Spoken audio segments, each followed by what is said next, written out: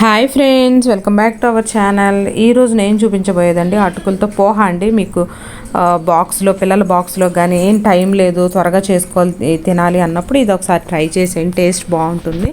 So process కూడా చాలా easy అండి. సో ఒక స్ట్రైనర్ తీసుకొని నేను 2 cups ఆఫ్ పోహా అండి. ఇవి థిక్ పోహా అంటారు కదా, ఈ మందంగా ఉన్నటువంటి అటుకులనే తీసుకున్నాను.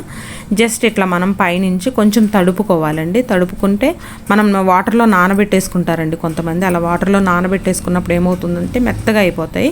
సో వాటర్తో జస్ట్ అట్లా వాష్ చేసేసుకుని ఒక 5 minutes పక్కన పెట్టుకున్నారనుకోండి, మనకి చేసుకునేటప్పుడు పోహా అనేది పొడి పొడిగా ఉంటుందన్నమాట. సో ఇప్పుడు ఒక బాండి తీసుకొని ఒక 2 tablespoon ఆయిల్ అనేది యాడ్ చేసుకున్నాను. ఆయిల్ హీట్ అయింది. హీట్ అయిన తర్వాత ఒక 2 to 3 tablespoon పల్లీలు అండి. పోహాలో మనకు పల్లీలు ఎక్కువ ఉంటేనే మనం అక్కడక్కడ తినేటప్పుడు పల్లీలు తగులుతూ బాగుంటుందన్నమాట టేస్ట్.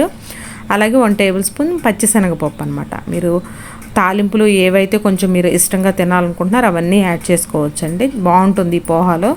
సో దీనిలో 1 tablespoon ఆవాలు, అలాగే 1 tablespoon జీలకర్ర కూడా యాడ్ చేశాను. దీనిలో కొంచెం కరివేపాకు కూడా యాడ్ చేసుకుంటున్నానండి.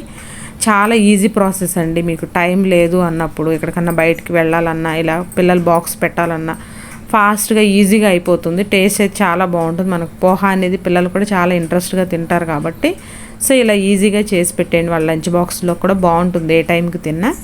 సో ఇంకా మనకి పోపు వేగిన తర్వాత కొంచెం నేను ఇంగువ యాడ్ చేశాను. అలాగే ఒక పచ్చిమిర్చి, కొంచెం నేను ఉల్లిపాయ చీలికలు కూడా యాడ్ చేశానండి. మనకి ఇవన్నీ కూడా ఎక్కువ ఫ్రై అవ్వాల్సిన పని లేదు. ఈ పోహాలో మనకి ఆ ఉల్లిపాయ అనేది అక్కడక్కడ మనకి క్రంచీగా తగులుతూ ఉంటేనే బాగుంటుందన్నమాట. సో దీనిలో కొంచెం పసుపు, అలాగే నేను కొంచెం సాల్ట్ కూడా యాడ్ చేశాను. మనం పసుపు కూడా కొంచెం ఎక్కువ యాడ్ చేసుకున్నాం అనుకోండి, కలర్ బాగుంటుంది.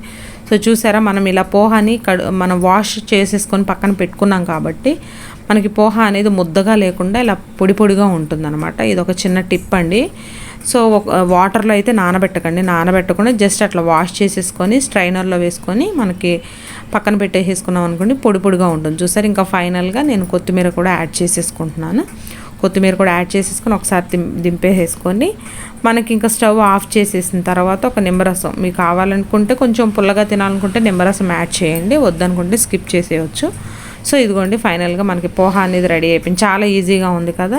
సో ఒకసారి అయితే ట్రై చేయండి, మీకు కూడా తప్పకుండా నచ్చుతుంది. చాలా ఈజీ ప్రాసెస్ కదా. ఇంకెందుకు లేట్, మీరు కూడా ఒకసారి ట్రై చేసేయండి. మీకు ఎలా కుదిరింది నాకైతే కామెంట్ చేయడం మర్చిపోకండి.